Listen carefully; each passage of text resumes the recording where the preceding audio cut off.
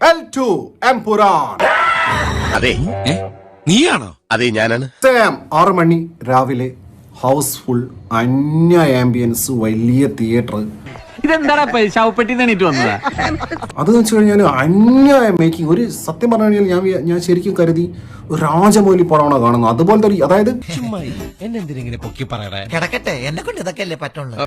എല്ലാം വിധിയുടെ വിളയാട്ടം. ഇൻട്രോ കഴിഞ്ഞ് ഖുറൈഷി ഇബ്രാഹിമിന്റെ പരിപാടിയും കഴിഞ്ഞാൽ പിന്നീട് അങ്ങോട്ട് ഒരു മേനയാവണില്ല.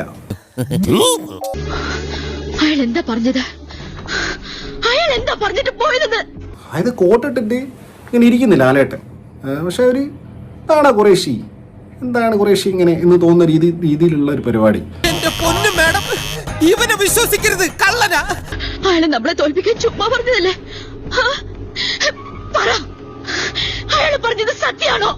അങ്ങനെയാണ് എനിക്ക് ഫീൽ ചെയ്തിട്ടുള്ളത്. അതിന്റെ മേല് കൂനിന്മേൽ കുരു എന്ന് പറഞ്ഞ പോലെ ആന്റണി പെരുമ്പാവൂർ. ഇതിനകത്ത് ഇത്ര ലോകത്തുള്ള സകല ആളുകളെ പിടിച്ച് കാസ്റ്റ് ചെയ്തിട്ടുണ്ട്. ഗെയിം ഓഫ് ത്രോൺസിലെ ആൾക്കാർ വരെ കൊണ്ടുപോകുന്നുണ്ട്. എന്നിട്ട് ഈ റാവുത്തർ ചെയ്യാൻ ഒരാളെ കിട്ടിയില്ലേ പൃഥ്വിരാജ് സുകുമാരന്? തളരരുത് രാമൻകുട്ടി, തളരരുത്. കലാകാരനല്ലാത്തവരെ സമൂഹം അംഗീകരിക്കില്ല. നീ സമാധാനിക്ക്. എന്തൊരു കോമഡി ആയിരുന്നു അറിയാം. തിയേറ്ററിൽ ആൾക്കാർ ചിരിക്കുക അദ്ദേഹത്തെ കാണുമ്പോ. അല്ല, ഒരു ബന്ധമില്ല. പാട്ടും സീൻസും തമ്മിൽ ഒരു ബന്ധമില്ല. പൃഥ്വിരാജ് സുകുമാരൻ തന്നെയാണ് അത് ചെയ്തതെന്ന് തോന്നിപ്പോയി. അദ്ദേഹം ഒരു മിനിമം സെൻസ് ഉള്ള ഒരാളല്ലേ. അദ്ദേഹം എടുത്തു വെച്ചിരിക്കുന്ന ഒരു പാട്ടും ഒരു സീനും എന്തോ അത്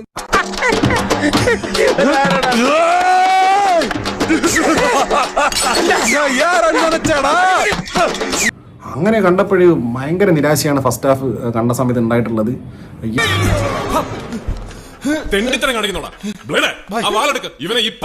അയ്യോ ഇതും പോയോ എന്നുള്ളൊരു അവസ്ഥ തന്നെയാണ് തോന്നിയിട്ടുള്ളത് ഫസ്റ്റ് ഹാഫ് കണ്ട സമയത്ത്.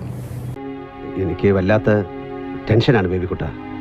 ആളുകൾ എൻ്റെ സിനിമ എങ്ങനെ സ്വീകരിക്കും എന്നൊക്കെയുള്ള. എന്തായാലും മാറ്റിനിയോട് ജനങ്ങൾ വിധിയെഴുതും. ഭയപ്പെട്ടിട്ട് എന്ത് കാര്യം? അതൊക്കെ ശരിയാണ്.